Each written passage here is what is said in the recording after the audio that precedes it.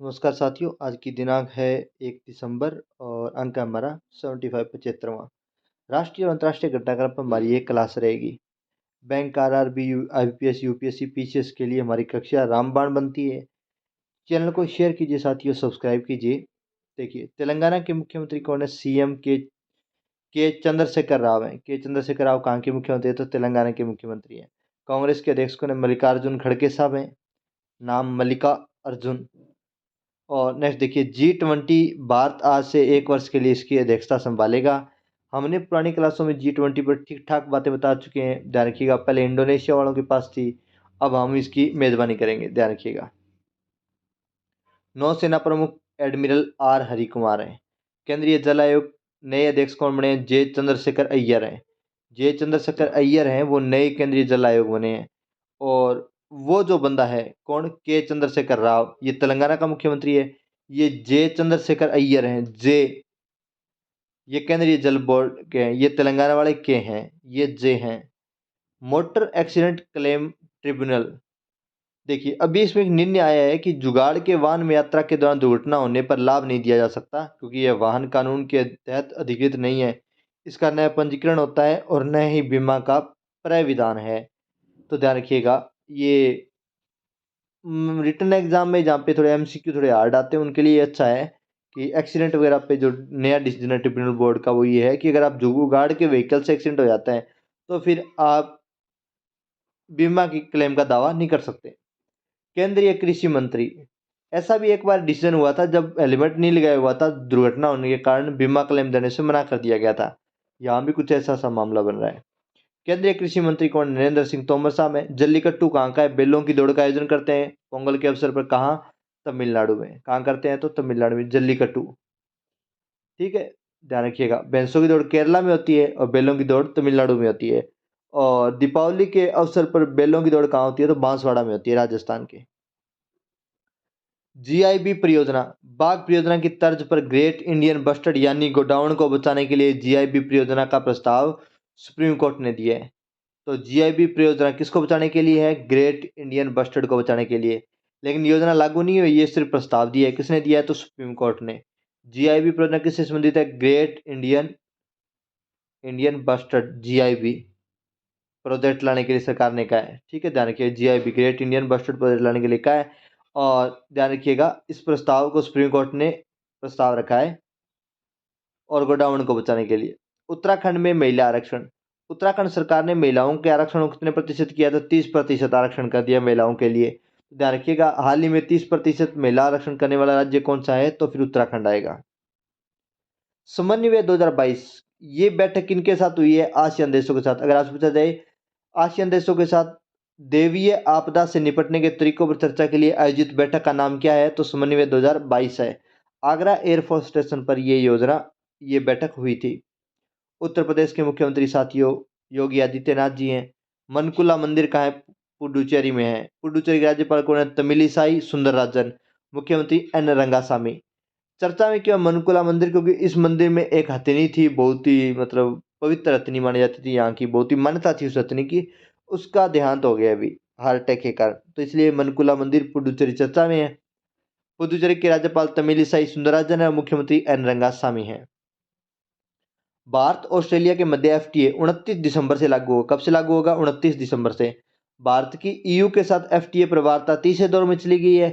भारत मार्च तक ब्रिटेन के साथ या इंग्लैंड के साथ अपना मुक्त व्यापार समझौता कर लेगा, ऐसी संभावनाएं हैं। तो ध्यान रखिएगा, तीनों के साथ मुक्त व्यापार समझौते की कार्रवाइयां बड़ी आगे बढ़ रही हैं। एनडीटीवी के संस्थापक कौन है? प्रणय राय एवं राधिका राय। एमआरपी होल्डिंग प्राइवेट लिमिटेड से चलती है एनडीटीवी। चर्चा में क्योंकि अडानी ग्रुप ने इसकी 28% तक हिस्सेदारी खरीद ली है। कौन से ग्रुप ने? तो अडानी ग्रुप ने। टोयोटा किर्लोस्कर के वाइस चेयरमैन कौन है? विक्रम किर्लोस्कर, जिनकी मृत्यु हो गई है। तो टोयोटा किर्लोस्कर के वाइस चेयरमैन कौन है? विक्रम किर्लोस्कर।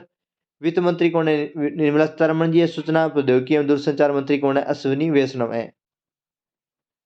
विकास दर, अभी जो प्रेजेंट में देखिए, एसबीआई जो थी उसकी जो फ्रेंचाइजी थी उसने विकास दर 5.8% रहने का अनुमान लगाया था भारत की दूसरी तिमाही की। लेकिन अभी जो आंकड़े हैं वित्त विभाग के, उसके हिसाब से कितनी रही है? 6.3%। दूसरी तिमाही की रफ्तार कितनी रही है? 6.3%।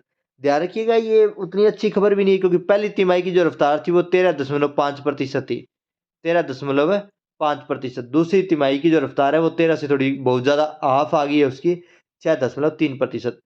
जियांग जेमिन चर्चा में है। जियांग जेमिन ध्यान रखिएगा, चीन के पूर्व राष्ट्रपति हैं, आर्थिक सुधारों के समर्थक थे, और एक बंटवारा हुआ था 1989 के, जो थेन आन मन चोक नरसंहार हुआ था उसके बाद में कम्युनिस्ट पार्टी में, और उस बंटवारे में इनको अलग थलग करने की कोशिश की, पर इन्होंने आश्चर्यजनक रूप से नेतृत्व किया और खुद को स्थापित किया था। ध्यान रखिएगा, थेन आनमन चोक नरसंहार क्या था कि 1989 में हांगकांग के कुछ नागरिक छात्रों ने क्या है, स्वतंत्र देश के लिए कोई मुझे धरना वगैरह दे रहे थे, तो वहां टैंक पहुंचा दिए, तो टैंकों से गोलीबारी की थी। नॉर्मल गोलीबारी नहीं, टैंकों से टैंक चढ़ा दिए थे चीन ने।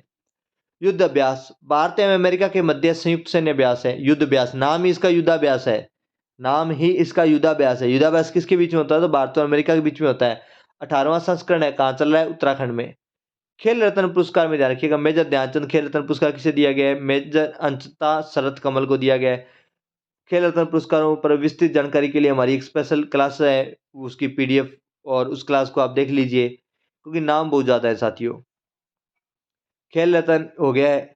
यूएसबी टाइप सी, एक देश एक चार्जर। पहले एक देश एक मुद्रा, एक देश एक राशन कार्ड, एक वन नेशन वन टैक्स योजना चली थी। अभी योजना चलेगी एक देश और एक ही charger. Universal serial bus, USB universal serial bus, ठीक है, के टाइप सी को पर सभी कंपनियां सहमत होगी। अब से सभी एंड्रॉयड कंपनियां उसी चार्जर का यूज करेंगी, ठीक है। तो ध्यान रखिएगा, 2014 में पहली बार सी टाइप चार्ज जारी किया गया था। आईफोन का चार्जर लाइटनिंग है, उसकी और इसकी थोड़ी शेप में इतनी होता है कि जो पार्ट या जो भाग आईफोन के चार्जर के अंदर लगा होता है, वो इनकी चार्जिंग पिन में लगा होता है।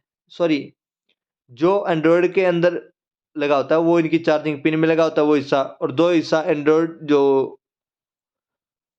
एंड्रॉयड चार्जर होते हैं उनके बाहर लगा होता है, वो हिस्सा एंड्रॉयड आईफोन के अंदर लगा होता है। मोस्टली थोड़ा सा इतना ही अंतर है, उल्टा है सिस्टम थोड़ा सा, बाकी कुछ ज़्यादा दिक्कत है नहीं। लाइटनिंग, यूएसबी के प्रकार, हालांकि प्रोसेस में बहुत बड़ा अंतर होता है, मैं तो वैसे ही समझा रहा हूँ आपको।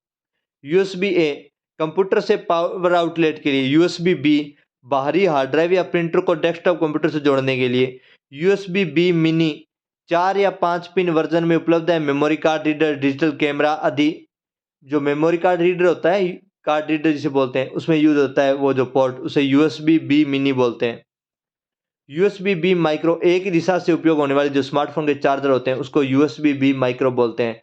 और यूएसबी 3.0, अधिक पिन होने से डाटा तेजी से इसमें क्या होता है, स्थानांतरित होता है। ये भी एक चार्जर पिन का टाइप है, ध्यान रखिएगा, ठीक है। इसके साथ ही साथियों, हमारे चैनल को शेयर कीजिए। नाम एम्बिशन ग्रुप एजुकेशन या ambition group edu, short form as हमारे चैनल का नाम है। और वैसे आप टी आर रजिस्टार सर्च करेंगे तो भी हमारा ये नाम आपको मिल जाएगा। चैनल को शेयर करने के लिए धन्यवाद, और आज के लिए इतना ही। जय हिंद, जय भारत।